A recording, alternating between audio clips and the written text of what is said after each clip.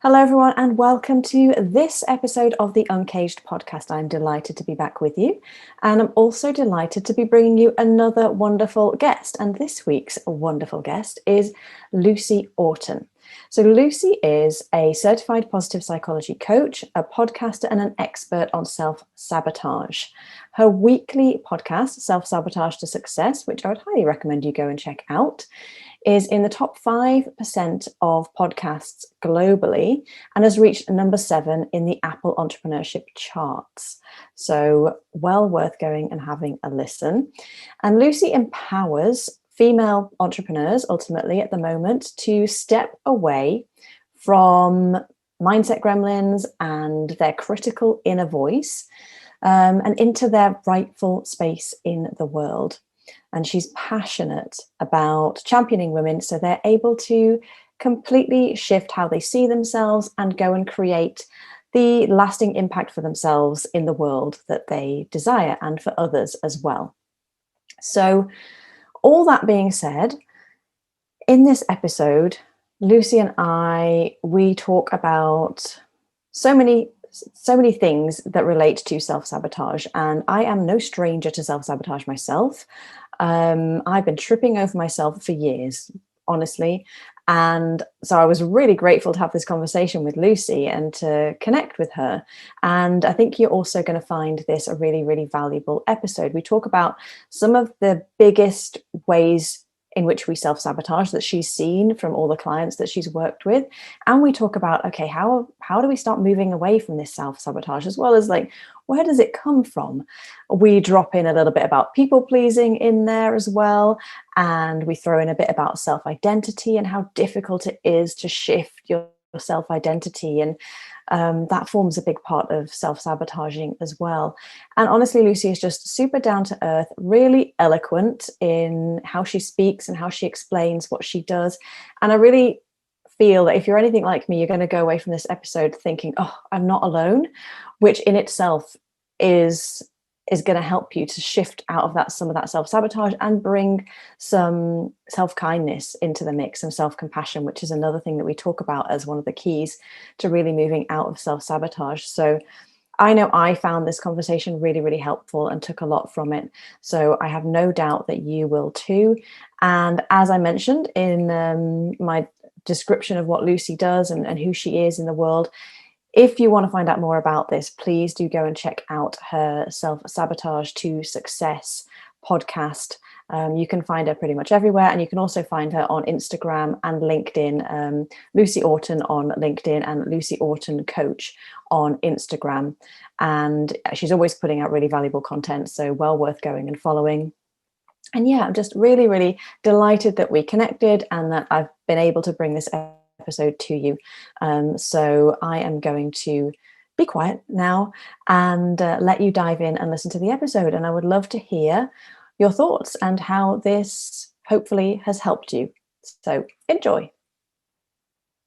Hello, everyone, and welcome to this episode of the Uncaged podcast. And today I am super delighted to have with me Lucy Orton, who is, she has a Self-Sabotage to Success podcast, and she is an anti-self-sabotage and positive psychology coach. So we're going to have some really, really great discussions today.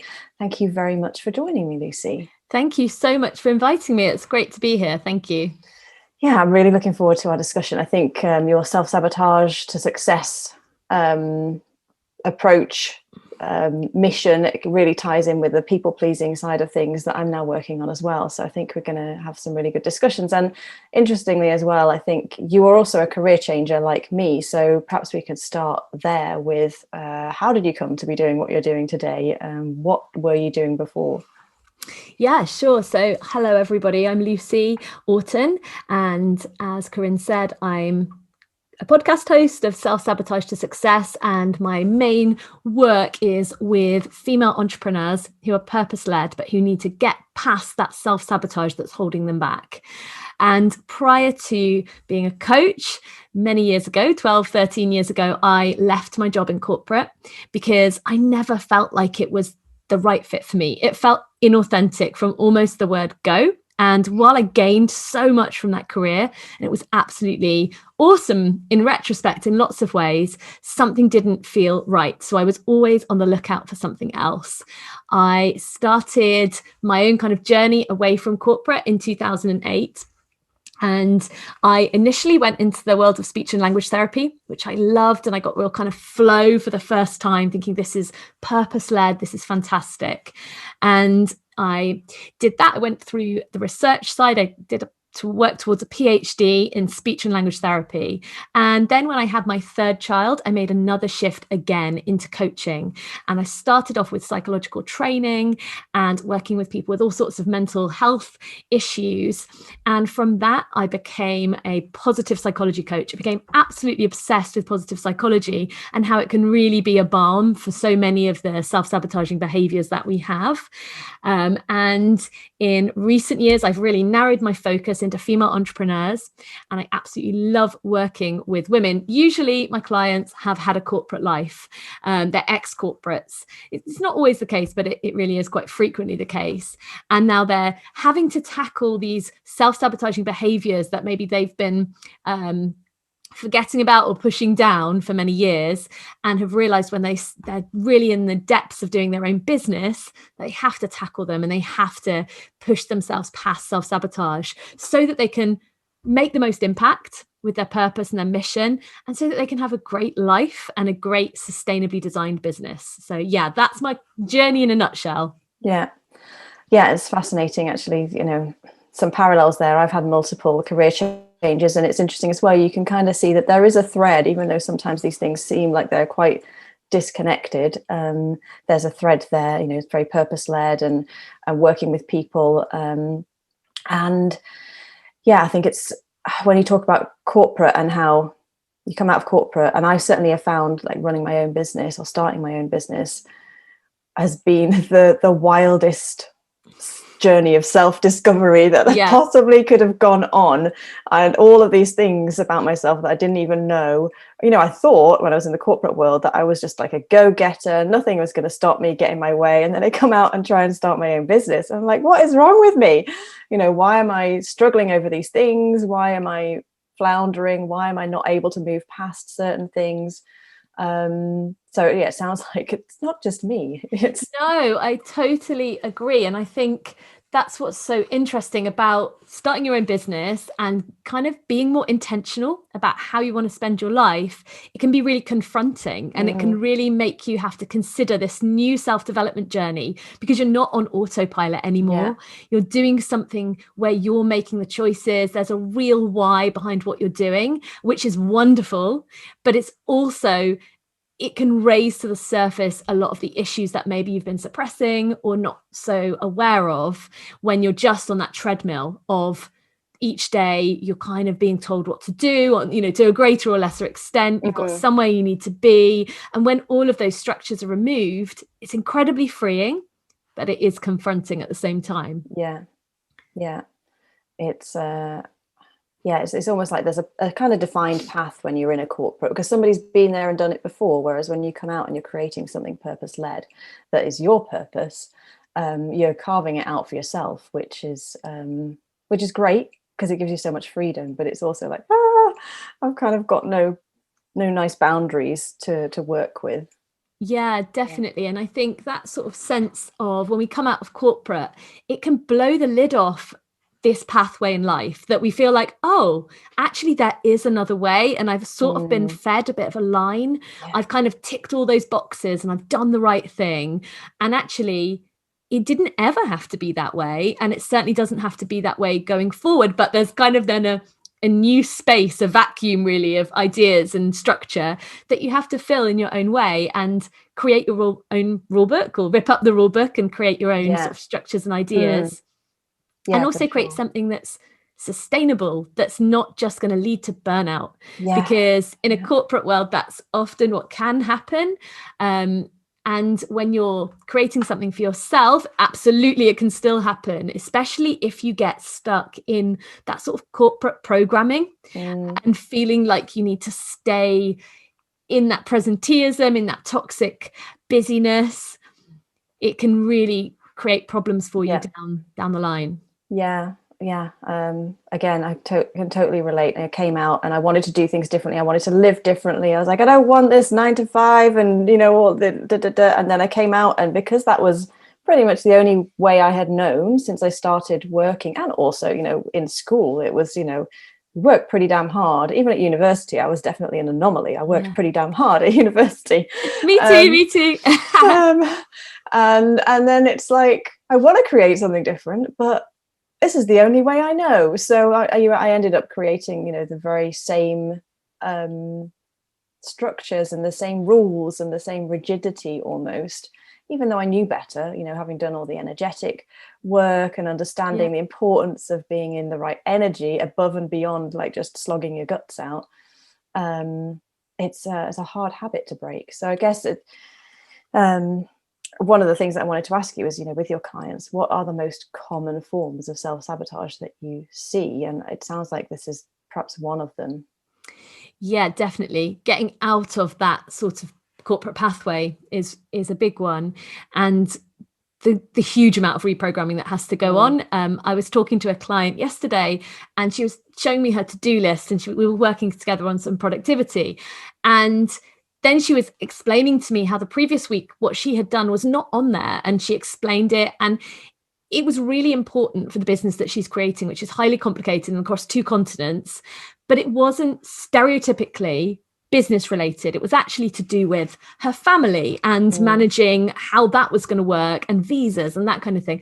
And in her mind, she had absolutely put that into a different bucket of not really work, emotional labor, or something that doesn't count, or it doesn't tick that box because on a timesheet there wouldn't be a code for it.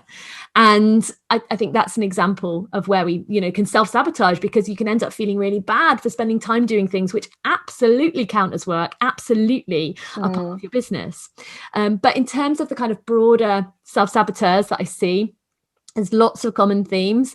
So perfectionism is huge and feeds into so many areas of my clients' mindset issues, or the ways that they're being unkind to themselves.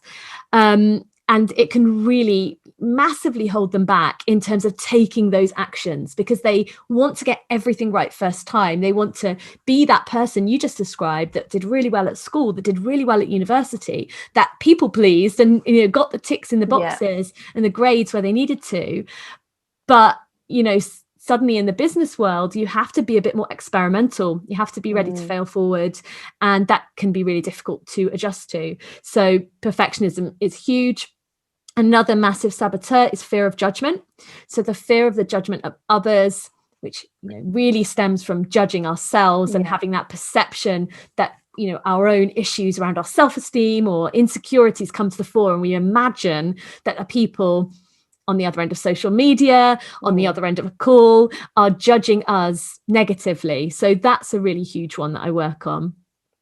And imposter syndrome it seems to be more and more coming to the fore in recent months for me, in my recent clients. Imposter syndrome is a huge saboteur, and very, very typical for female entrepreneurs. I mean, I think it's typical for everybody. I did a poll on my LinkedIn profile a few months ago. And when you added up the people who said they were experiencing imposter syndrome now, or they had experienced it in the past, it was like 97%. And obviously, this isn't a scientific poll. This is people following a self-sabotage coach. But it is so ubiquitous.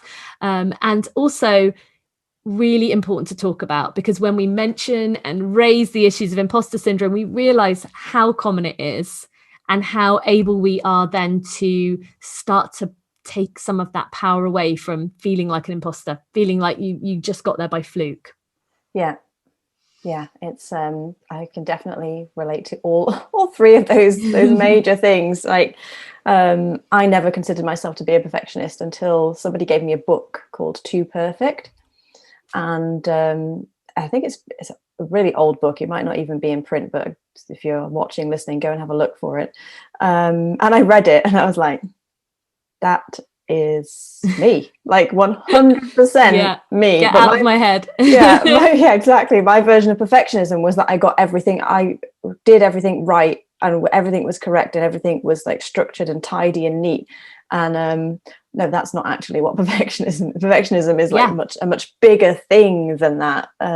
Absolutely. I'm the same, because if you fortunately can't see my bedroom, but my bed is not made. I have clutter in different places. I have a very, very tidy husband, so I do have to balance that out. But I'm quite a messy, imperfect person in that sense, but absolutely in other ways the perfectionism was strong for me, and I definitely consider myself a mostly recovered perfectionist, or an imperfectionist now.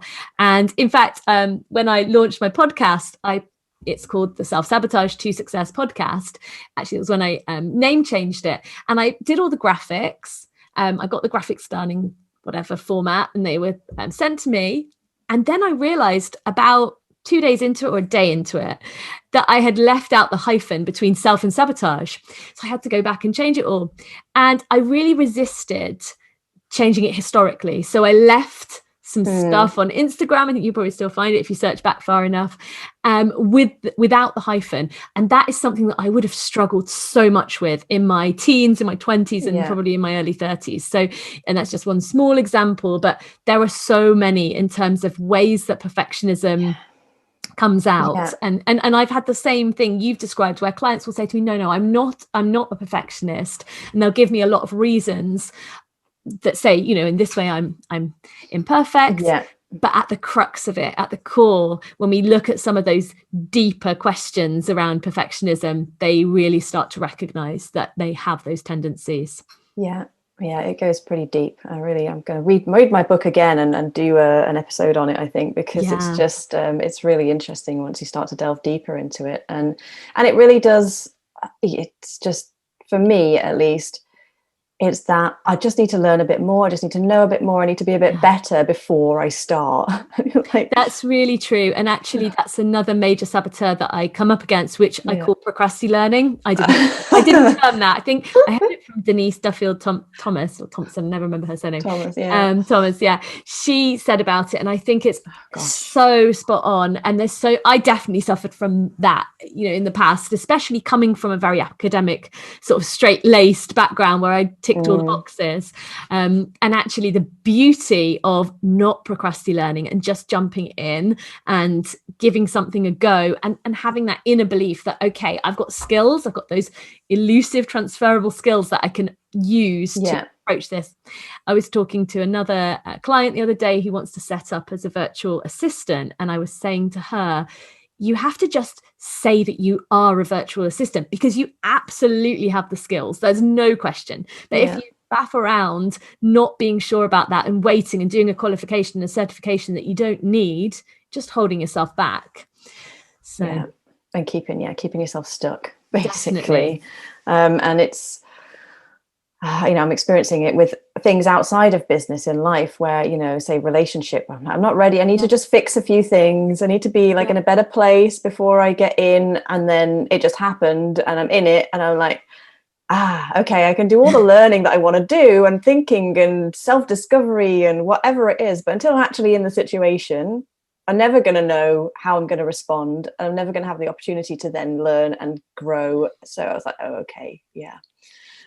Waiting till I was ready was just a complete self-sabotage, basically. Definitely. There's an amazing quote, and I can't remember it, but people can Google it. Hugh Laurie has a fantastic quote about waiting until you're ready, and that it's just like a dire thing to do. It's much better worded than that. But I think that there's a myth of being ready, and it's very interlinked to perfectionism. And it's also really interlinked to that fear of failure, because we think, if I try something and I'm not ready, I might fail. Well, that's true. That's always true. There's always a risk. But also, if you don't try, it's definitely not going to be a success. Definitely going to fail. But I think that's one of the things. I know we're still talking about perfectionism a lot, but as a perfectionist, there's always that, if I don't try and it doesn't work, then I can say, well, I didn't try. Absolutely. But if I put my heart and soul into this and it still doesn't work, then bugger. Exactly. And it goes back to that vulnerability. When we become more imperfectionist, we're being more open with our own vulnerability. We're able to put ourselves out there and say, this matters to me and I might get it wrong. And when we can get comfortable with that discomfort, get used to that discomfort, it's where the growth happens, and it's Yeah. where the magic happens. And, you know, more often than not, we can really surprise ourselves with our imperfectionist output, and think, actually, that went remarkably well. Yeah. And I think, you know, my own journey, I'm still kind of, well, I've been a long time falling over myself and self-sabotaging, but and beating myself up as well for, like, you know, I trained to be a coach and I do still coach some people, but it's not my where my true gift and flow lies. That lies in speaking, which I never ever would have predicted, but I only discovered that because I went down the coaching route. Absolutely. And the coaching has also enabled me to improve my own life. And it's like you just have to kind of, it's a bit like, you know, in my previous career, I trained as an accountant, but I worked as an assistant accountant for about 6 months before I realized I was going to die of boredom, and moved on to something else. But that accountancy training enabled me to do the next thing. So although it was like, oh my God, that's like 3 years and 15 exams wasted because I never worked as that.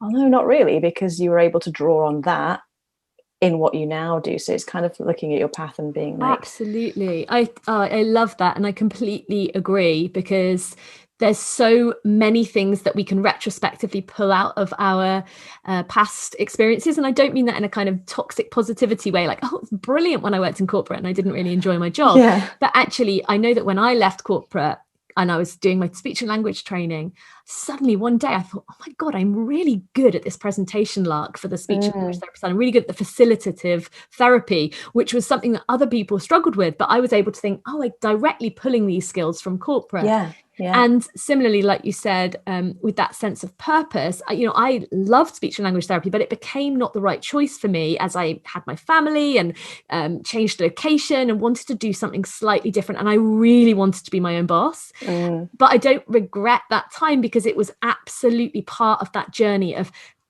kind of allowing myself and giving myself permission to put purpose front and center. And I think, again, the perfectionism and the procrastinating learning can get stuck then, and we think, no, if I just keep going with this, I need to make this the thing. I don't want people to see me make another switch. And that's super counterproductive, super destructive, actually. Yeah, for sure. I think it was probably the beginning of this year, maybe the end of last year, where I took that moment of, okay, like at the moment, like selling high ticket coaching packages is not what I want to do. And I just have to, like you say, just own it. Yeah. No, I want to speak. I want to run a podcast. I want to create this other thing. And I have no freaking idea how I'm going to make it work. But that is what I am being led towards. It's what comes more easily to me. And again, I think that's a bit of a corporate hangover, is it can't be too easy. Yeah. Like, it's got to be hard work. Otherwise, you're not doing it right. You're not doing the right thing. So yeah, it's so important not to get stuck and to keep on always listening to what feels like the right thing for me. And I think another thing that I've also found sometimes keeps me stuck is that I should have this one thing that is my pure 100% passion that I want to devote my entire life to. And if that's not it, then I shouldn't be creating a business around it. And I will occasionally be like, yeah, but you had a pretty successful career and that wasn't like the only thing in your life that you ever wanted to do. It's a bit like it's a whole package. Like you say, it's like you want to be your own boss, you want time freedom, and you want to do this thing. It's kind of, for me at least, I have to like take a little bit of the pressure off the actual thing, the podcasting, and say, yeah, I really enjoy doing it. I like it. So that's what I'm going to do. Absolutely. And it doesn't have to be any bigger than that. I think that's really true. And I think, there's talk as well of kind of this, there's the sort of discussion between multi-hyphenate and like having that kind of one thing. And again, I think to your point right back at the beginning, when you were saying, we can give ourselves these new rules and these new structures, it's just allowing ourselves to say, actually, that doesn't work for me. For me, I do two things sometimes and I do one thing another time, or however it works, as long as we're putting the right effort in and we're not going around in circles, and we're sort of being able to find that balance, like you said, between our life and our work. And I think that's another area that I do talk to my clients about. Have some clients who are, well, not all of them actually, but a couple that I can think of who are so dedicated to the mission, that they do have to be really mindful that they're also a person, that they also need nurturing, and that they also need to have that sense of, I can step away from this. And that can be really hard to do as well when you have that deep love for something. But it's okay to be multifaceted. Yeah. It's okay not to want to work all the hours, because actually that's often a guiding force for people to go into doing their own thing, whether that's speaking, coaching, or other purpose-led businesses. That autonomy and that freedom, once we get it, we can sometimes forget to use it. Yeah, for sure. We can be our own worst taskmaster. Yeah, and I think it comes back to, kind of the imposter syndrome and things like that. Even in the corporate work that I do, I'll be like beating myself around the head, like I'm not doing it well enough, I'm not good enough, and this, that, and the other. And then I'll get, nominated for an award for something. I'll be like, okay, there's a bit of a disconnect here between my own perception of how well I'm doing and other people's perceptions.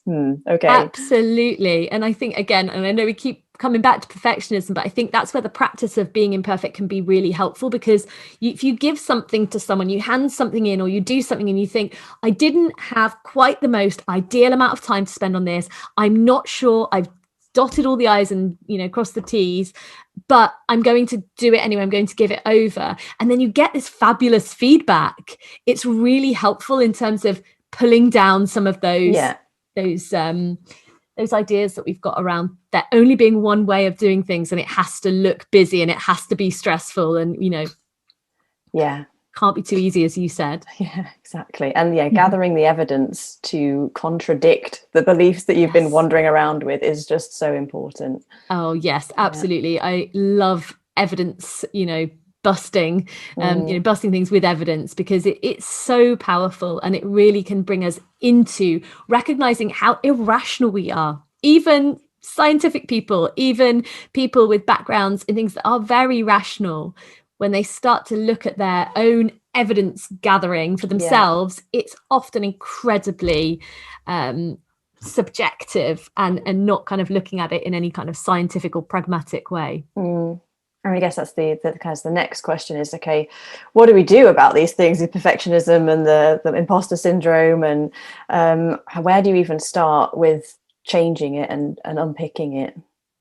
I always think that the best place to start with all of these saboteurs is the same. It's about being radically kind to yourself. And it's about recognizing that if you're compassionate to yourself in the same way that you mostly are or usually are to the people around you, you can really start to transform those conversations that you're having and be more mindful of them. So I always say, self-kindness and self-compassion is the antidote to self-sabotage. It really does kind of melt it away bit by bit, but you have to get practiced at it, and you have to be prepared to undo years of not doing that. And it can feel really awkward to begin with, if you're trying to do some kind of affirmations, or you're trying to recognize your wins and celebrate them openly or internally. That can feel very odd when we've kind of spent our lives, especially Brits, self-deprecating and playing down our achievements, not wanting to seem boastful, not wanting to be a tall poppy. It can feel really unnatural and different, but it makes such a huge impact over time when we can really come from a place of self-compassion within ourselves with everything. And I use really small examples of this with my clients and on my podcast. Like, I used to really berate myself when I spilt a cup of tea. I'd slosh it onto the table and I'd say, oh, such an idiot, so clumsy. But then I realized, well, I'm not.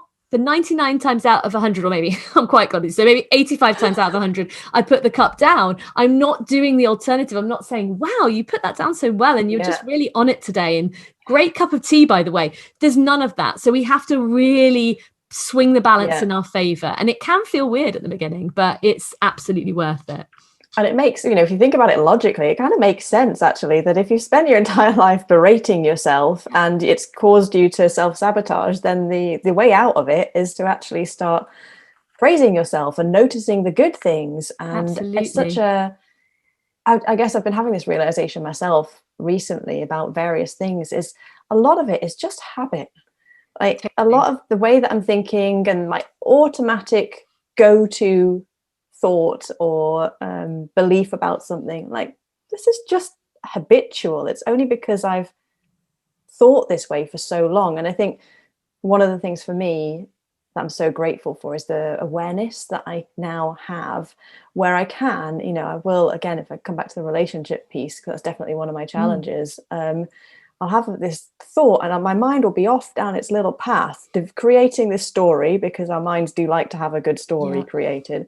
And I'll just be able to go, how true is that? How true is that? What is your evidence? That teeny weeny little thing that you think you picked up on, and you've extrapolated it into this massive thing. Definitely. Yeah, that's another huge saboteur. And I call it catastrophizing, as I used to call it back in the day. I didn't have quite the right term for it. I used to call it scenarioizing, and I definitely did it. And it's like kind of taking something from 0 to 60, but in a very negative way, in 5 seconds. And what, like you said, that gift of awareness is so amazing with that one, because I love catastrophizing now when I talk to clients about it, because it's so easily remedied. Because once you can recognize that pattern and put it into the bucket of, oh, I'm catastrophizing, it takes away its power over you. It takes away its ability to lead you down that path, or too far down that path. And again, we don't often do the opposite. We don't go, what would happen if it was amazing? Exactly. What would happen if I saw this tiny little flicker in someone that's in front of me, and instead of reading something negative into it, I read something wonderful into it, and I scenarioed that until, kind of an amazing, possibly equally unlikely eventuality. But we don't do that. So catastrophizing, or I can't remember how you described it now, but it's such an important one to get a handle on, and so empowering when we can recognize it, and also recognize it in others, because then you can remind yourself again, like when we pick up on these things and we learn these things in our own mindset and our psyche, then we can see them in other people, and it can give us that sort of more objective reminder to notice them in ourselves again. So it's a nice dialogue. Yeah, for sure. And like you say, it is quite easy to become aware of it. You know, once you've caught it once, you're like, oh, okay, this is a pattern. And like you say, it's a bit like, praising ourselves for doing the things that we just take for granted, instead of only focusing when we do something badly in our minds. It's the same with other people. It's like, well, okay, they did that one thing that wasn't quite what you wanted, but what about all the other things? Maybe let's expand the focus and look at all of the other possibilities, all of the other great things about that person, instead of just like honing in on that one little thing that isn't quite right. Yeah. And again, looking for that ideal when actually we're all in the messy middle. We're all have our good days and our bad days, and we all have our moments when we don't respond or react as, well to things as we'd like. And giving ourselves that grace can often have the knock-on effect that we give more grace to others, and vice versa. Often my clients come to me and they do give a lot of grace to other people, not all the time, but often that comes easily to them. But it can also be a really nice virtuous cycle of going backwards and forwards. I'm going to give myself this extra credit and space, and I'm going to offer that to someone else too. And it becomes a much more pleasant existence. Yeah, definitely. So one of the other things that I wanted to talk about was self-identity, and how that can be quite tricky. So I know I've certainly experienced it going from corporate, that kind of hard-nosed. I used to be called the tiger when I was in corporate, because I was so no nonsense and so like no messing, do not mess with me. I wasn't horrible, but I was pretty fierce, hence the tiger. And then coming out and qualifying to be a coach, and I always had that imposter syndrome, I guess, because of the self-identity of like, really, am I the right kind of person to be a coach? And even doing the podcasting and stuff, am I the right kind of person? I'm like, who is this kind of person? Who is this? Yeah, exactly. No, definitely. I think self-identity is really interesting. I have something called the self-identity shift, which I work with clients, and it's all about challenging those beliefs and looking at what is really at the root of how we see ourselves and how we want to see ourselves, and actually how those two places are not far apart at all. It just takes some tweaks, some work, and getting past some of those ideas that you've been told by other people, you've swallowed up by yourself. I know that when I was a teenager, I did a careers quiz thing, like quite an in-depth one. I think it was an official careers service one. And it came out and said I should never work in a caring profession. And I really took that on board. It said I was too ambitious and I needed to kind of do, it sort of suggested I probably needed like a corporate job and a power suit. And, you know, it was not quite pads. the 80s, but shoulder pads. Yeah. And I then read a great book in my 20s, early 20s called Do What You Are, which is really old, but I think it was an amazing life-changing book for me. And it explained something else, which again was just another belief popped into my head. But it explained that your personality and things shift and change, and they don't really settle properly till you're 25. And actually, when I went through this quiz, it was Myers-Briggs, went through that personality test, it came out saying, oh, actually, you do want to work with people. You do have like a desire to help and advise and improve things for people around you.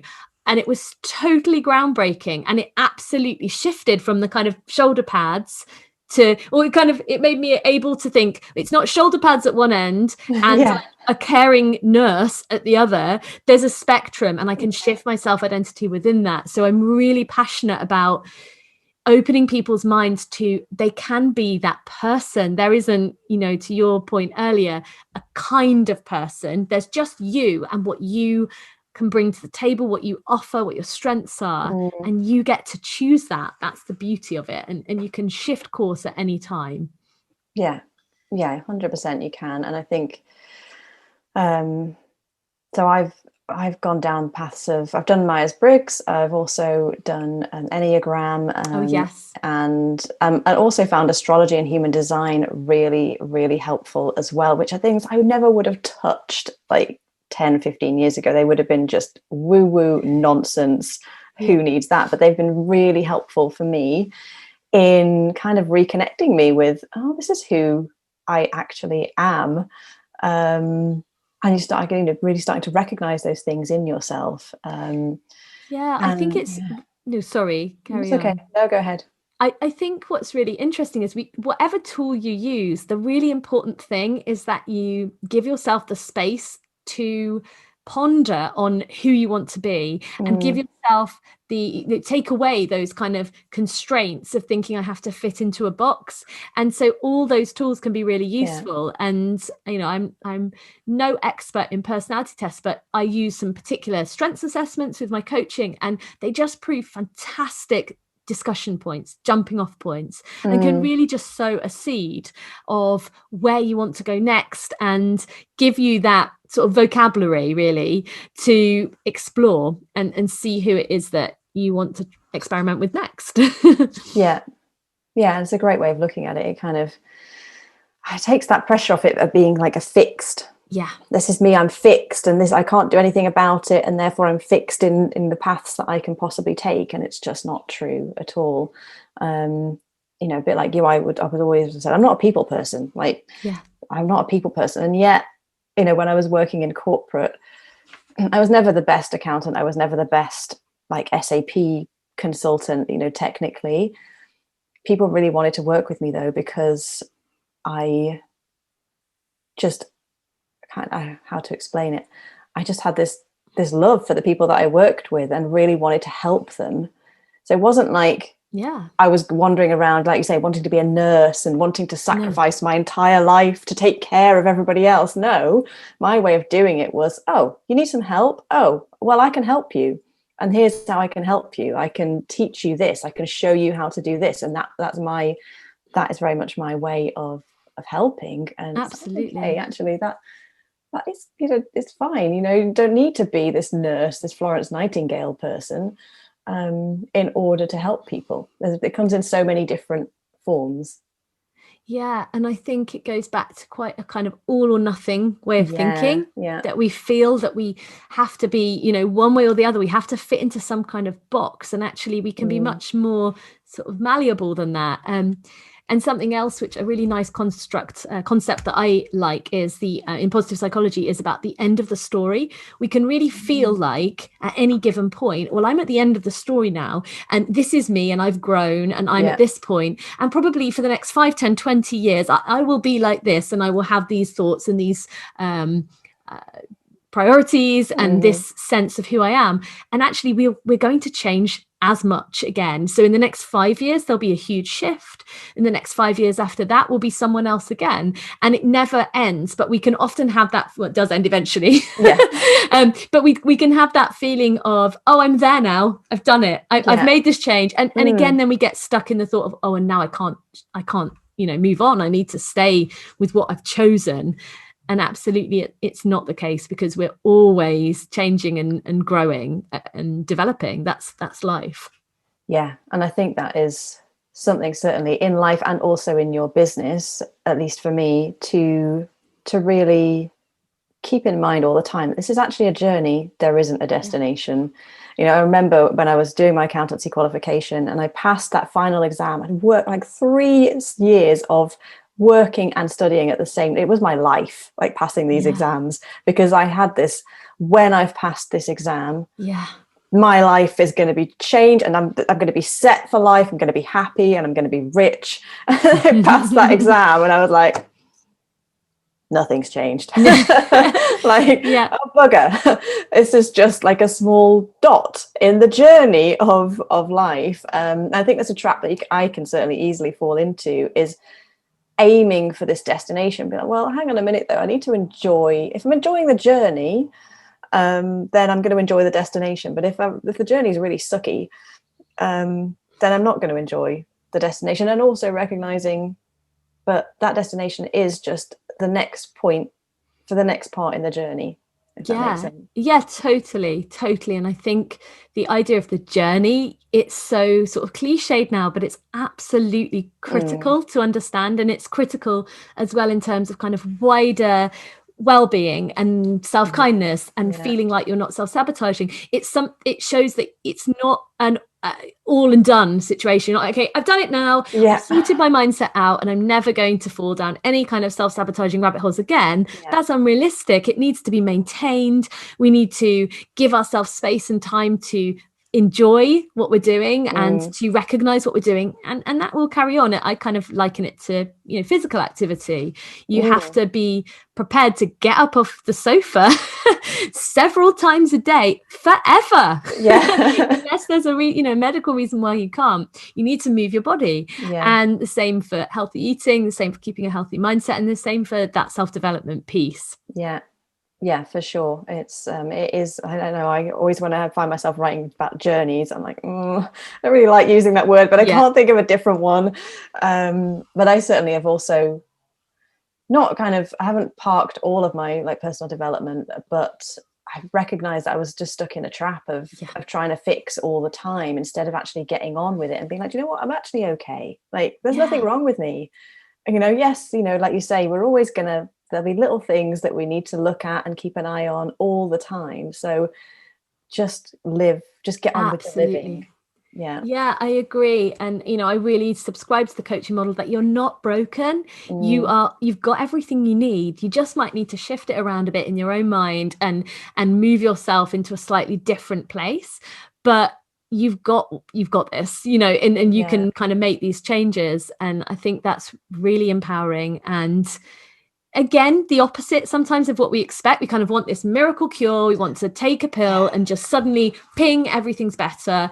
And actually, I like what you said then about, I just want to enjoy it as I'm going and recognize that I'm going to have some little stumbles and I'm going to be creating something at some point, and then I'm going to need to step back and fix something, and we can shift in and out of those modes. It's all too easy to just put off living, and then you realize a few years down the line, like, where did those years go? What have I actually done? I didn't really enjoy them. So very true. I think one of the last things I wanted to go through was a recent podcast episode of yours on people pleasing. And that's something that I'm focusing very much on now, because it's like one of my most favorite talks, my most requested talks, people pleasing. And so I was like, okay, so I'll create an online course on it. So be interested to get your take on like almost where you think it comes from, this people pleasing. It's a little bit of an epidemic, it seems. And any tips that you might have for people on what's the route out of it? Where do we start? Yeah, I love the topic of people pleasing as well. And I loved my podcast from a couple of weeks ago on this. And I think, we both share a real appreciation of Glennon Doyle. And I love her work in this area. Her book is amazing on that. And the quote that I led my podcast with was the one about you shouldn't have to set yourself on fire to keep other people warm. And I think that's how it boils down to for me. It's that sense that I'm going to suffer and I'm going to not live my life because I'm so concerned about the likability of me in the grand scheme of things. And like some of the other saboteurs that we've talked about, it really is, it's a hiding for nothing. We're never going to please all of the people all the time, and nor should we want to. We don't want to be inauthentic to the point that we're completely bland.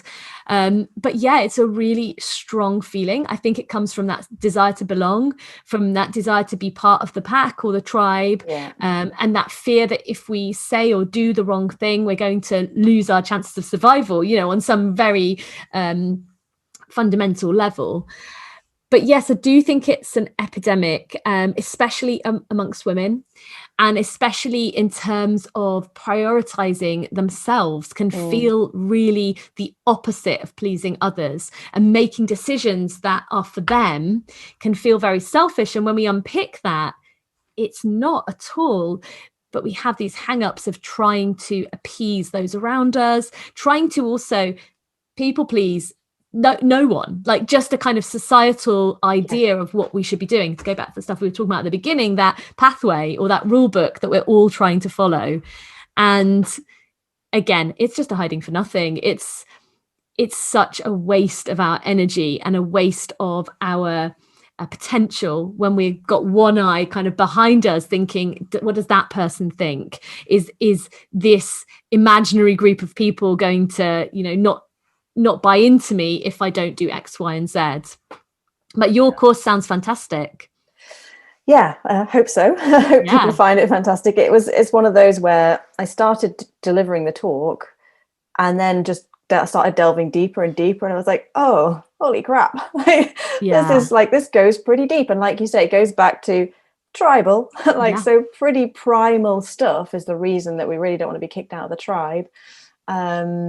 And then, for me, I ultimately, as I looked at it, I thought, what it just comes down to is self-approval and self-love and a feeling of safety as well. So I do think there's a practical element to it. Like, for instance, if you are in a corporate and, you're constantly worried, you don't like it very much, or you feel like you need to behave in a certain way, which I always felt like and do still when I do my corporate work, then you can easily fall into people pleasing. And the practicality of that is, well, you need to have the structures in place, financially, basically, in order to be able to say, well, this doesn't work for me, and go. And it's when we kind of don't have those kind of structures and also our own self-love, self-approval in place that we can really get caught in that trap.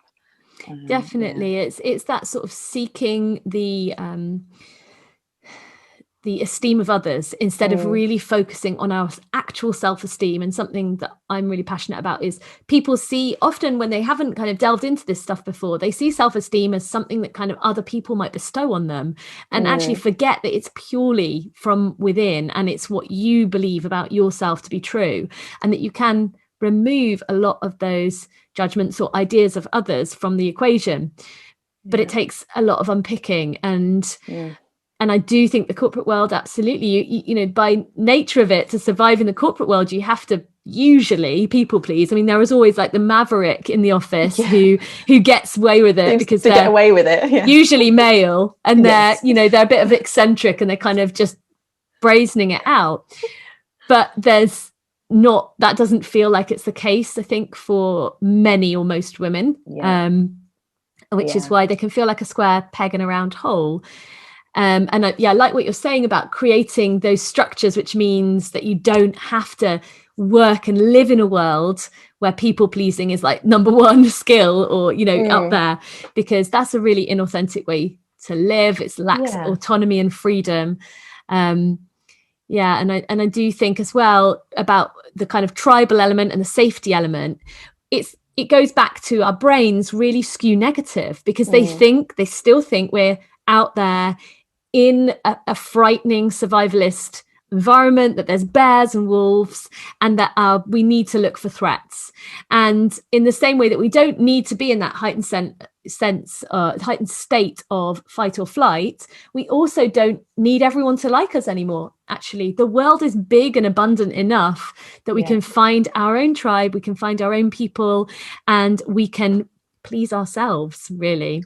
Yeah, I think that was one of the things. I just recorded an episode that I'm going to release shortly on like an introduction to people pleasing, and it really was like, actually the consequence of being kicked out of the tribe now is you just go and find another one. Exactly. It's not actually that dire. It's just like you say, we've kind of learned it and we're still looking for that threat. Definitely. I was talking with a friend recently who's got a very toxic friendship issue. And to me, the answer was so clear. It was like, remove yourself from that scenario. It is not serving you. And there is a whole wide world out there of people who will enrich your life and make things good.